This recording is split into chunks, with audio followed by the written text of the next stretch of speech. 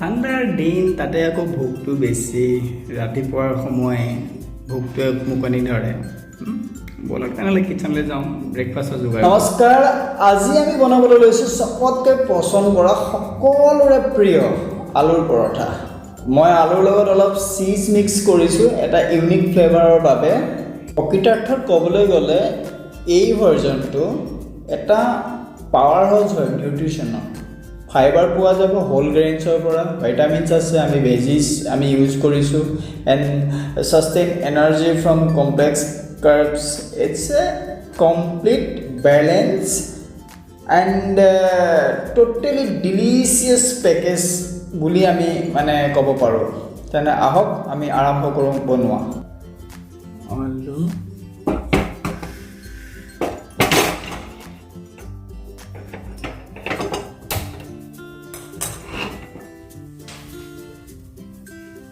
ইয়াত পৰ্যাপ্ত পৰিমাণে অলপ পানী দি দিম বইল কৰিবলৈ মই 8টা বা 10টা মিডিয়াম সাইজৰ আলু লৈছোঁ কুকাৰত বইল কৰিম এটা চিটি মাৰিলে যথেষ্ট হৈ যাব এতিয়া এটা পাত্ৰত আটা ল'ম আশীৰ্বাদ আটা বেছি নহয় 2-3টা পৰঠা বনাবৰ বিষয়ে আটা ল'ম অলপমান নিমখ দিম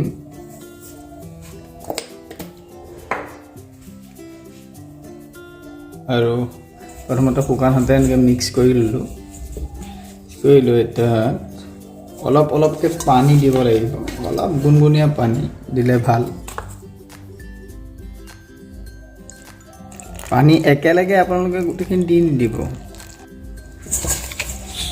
এটা কথা মনত ৰাখিব আমি যে ৰুটিৰ কাৰণে আটা মুঠো সেইটো যিটো পৰিমাণ থাকে তাতকৈ অলপমান ঢিলা হ'ব লাগিব পৰঠাৰ কাৰণে সেইটো মনত ৰাখিব সেইটো হালকা তেল ৰিফাইন অইল দি দিলোঁ বাছ তাক ভালকৈ মিক্স কৰি দিলোঁ বাথন এনেকৈ থ'লোঁ তাক অলপ সময়ৰ কাৰণে অলপ ঢাকনখন লগাই পেলাই ছেট কৰিবলৈ থৈ দিলোঁ ছাইডত নেক্সট এতিয়া মই কুকাৰত বইল কৰিবলৈ দিয়া আলুখিনি ইতিমধ্যে হৈ গৈছে একদম সুন্দৰকৈ বইল হৈ গৈছে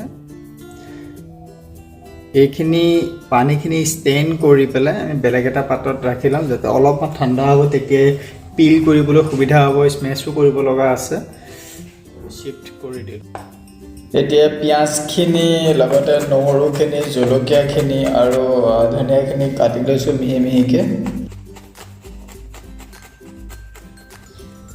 গেছ ষ্টভ অন কৰি লৈছোঁ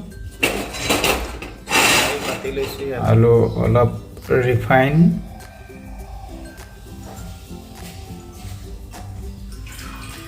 আমি নহৰুখিনি দিছোঁ প্ৰথমতে তাৰপিছতে গ্ৰীণ চিলি চপ কৰি থোৱা পিঁয়াজখিনি দি ভালকৈ একদম গল্ডেন ব্ৰাউন হোৱালৈকে ভাজি ল'ব লাগিব সেইখিনি সময়তে নিমখ দি দিয়া যায় নিমখটো দি দিলে সোনকালে নহৰু পিঁয়াজ যিখিনি আছে সেইখিনি গলি যাব বেছি সোনকালে কুক হ'ব গতিকে নিমখখিনি দি দিলোঁ চ' এইখিনিতে আমি এড কৰিম হালকা চিলি পাউডাৰ এইটো অপশ্যনেল হয় কাৰণ অলৰেডি আমি গ্ৰীণ চিলি দিছোঁ যদি আপুনি বিচাৰে তেনে দিব পাৰে আৰু যদি নিবিচাৰে নালাগে আমচুৰ পাউডাৰ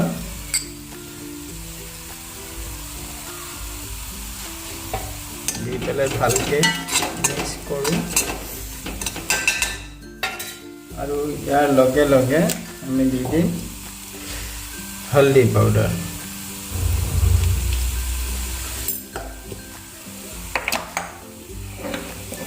এইখিনিতে গেছটো স্লো কৰি দিছোঁ গেছৰ ফ্লেমটো আমি দি দিছোঁ স্মেচ কৰি থোৱা আলুখিনি দি পেলাই বৰ ধুনীয়াকৈ মিক্স কৰি ল'ব লাগিব ধনিয়া আৰু অলপমান আজৱাইন এতিয়া আমি ফাইনেলি ইয়াত হালকা চিলি ফ্লেক্স দি গেছৰ ফ্লেমটো অফ কৰি দিম। এতিয়া নিট কৰি থোৱা আটাখিনি ৰোল বনাই সৰু সৰুকৈ টুকুৰা কৰি ল'ম, মানে গোলা বনাবৰ কাৰণে। 4-5টা গোলা মোৰ হৈছে। 5টা গোলা টোটেলি অলপ শুকান আটা দি হাতেৰে ৰাউণ্ড ৰাউণ্ডকৈ গোলা বনাই লৈছোঁ। তাৰপিছতে আমাৰ যিখিনি চীজ আছিলে সেইখিনি গ্ৰেট কৰি তাৰ লগত পটেটো মিক্সাৰটোৰ লগত ভালকৈ মিলাই লৈছোঁ। এতিয়া আৰু গলি নাযায়, অলৰেডি এইটো ৰুম টেম্পাৰেচাৰত আহি গৈছে। সৰু সৰুকৈ গোলা বনাই লৈছোঁ গোটেইখিনি, যাতে ফিলিং কৰা সময়ত কোনো ধৰণৰ অসুবিধা নহয়। এইখিনি গোটেইখিনি গোলা বনাই লোৱাৰ পাছত এতিয়া ফিল কৰিম অলপ বেলি লৈ এটা গলাই এডজটো আমি অলপ টিপি যাতে বেলা সময় যে ওলাই নাযায়, সেইকাৰণে এডজটো টিপি পেলাই ভালকৈ ৰাউণ্ড কৰি 2টা হাতৰ মুঠিত লৈ তাক ৰোল বনাব লাগে। তেতিয়া ফিলিংটো বৰ সুন্দৰ হয়। দেখুওৱা ধৰণে আপুনি কৰিব পাৰে, লাহে লাহে কৰিব, বেছি মানে এইটো প্ৰেক্টিচৰো দৰকাৰ থাকে। তথাপিও লাহে লাহে কৰিলে সকলোৱে কৰিব পাৰিব। 1-2টা বেয়া হ'ব পাৰে, বাট নেক্সট নিশ্চিতভাৱে ভাল হ'বই। এতিয়া অকণমান শুকান আটা লৈ পেলাই বেলনা মাৰিলে এইটো বেলি দিম। চিম্পল অলপ ডাঠকৈ বেলিব লাগে পৰঠা যেতিয়া। বাছ ডাইৰেক্ট পেনত অলপ গেছটো অন কৰি টাৱা দি টাৱাত অলপমান তেল বাষ্টিং কৰা বুলি কয়, বাষ্টিং কৰি ল'ব লাগে। দেন পৰঠা তাত দি গৰম টাৱা হয়, ওপৰত অলপমান দেশী ঘি ধুনীয়াকৈ লেয়াৰ বনাই দি অলপমান যিটো ফ্লেম হয় সেইটো কমকৈ ৰাখিব লাগে। বহুত বেছি হাই ফ্লেম হ'লে তলৰ ফালে জ্বলি যোৱাৰ সম্ভাৱনা থাকে, আৰু স্পাৰ্টুলাটো দি পেলাই পল্টি মাৰি দিব লাগে। নেক্সট ছাইডতো অলপমান ঘি দি এনেকৈ আল্টি পল্টি মাৰিব লাগে যাতে বস্তুটো বাৰ্ণ হৈ নাযায়। এতিয়া আপুনি চাব পাৰে সুন্দৰকৈ ডান হৈ গৈছে, এইফালে সুন্দৰকৈ ডান হৈ গৈছে। বাছ এইখিনিতে ওপৰত হালকা ঘি অলপ মাৰি আপুনি ছেপাৰেট প্লেটত প্লেটিং কৰি দিলে। চ' মই প্ৰেজেণ্ট কৰা ৰেচিপিটো আপুনি কেনেকুৱা পালে নিশ্চয়কৈ জনাব। আপুনি ৰেচিপিটো বনাওক, খাওক আৰু মোকো জনাওক কেনেকুৱা পালে। আপোনাৰ ছাজেশ্যনটো মোক নিশ্চয়কৈ দিব, য'ৰ পৰা মোৰ বহুত সহায় হয়। ৰেচিপিটো পচন্দ হৈছে যদি আপুনি আপোনাৰ আপোনজন বন্ধুবৰ্গৰ লগত নিশ্চয়কৈ শ্বেয়াৰ কৰিব। যদি আপুনি বৰ্তমানলৈ মোৰ চেনেলটো ছাবস্ক্ৰাইব কৰা নাই, নিশ্চয়কৈ কৰি দিব। অনুগ্ৰহ কৰি বেল আইকনটো ক্লিক কৰি থ'ব, যাতে মোৰ ৰেচিপিবোৰৰ ন'টিফিকেশ্যন আপুনি অতি সহজে পাব পাৰে। আকৌ লগ পাম এটি নতুন হেল্ডি ৰেচিপিৰ লগত। ধন্যবাদ।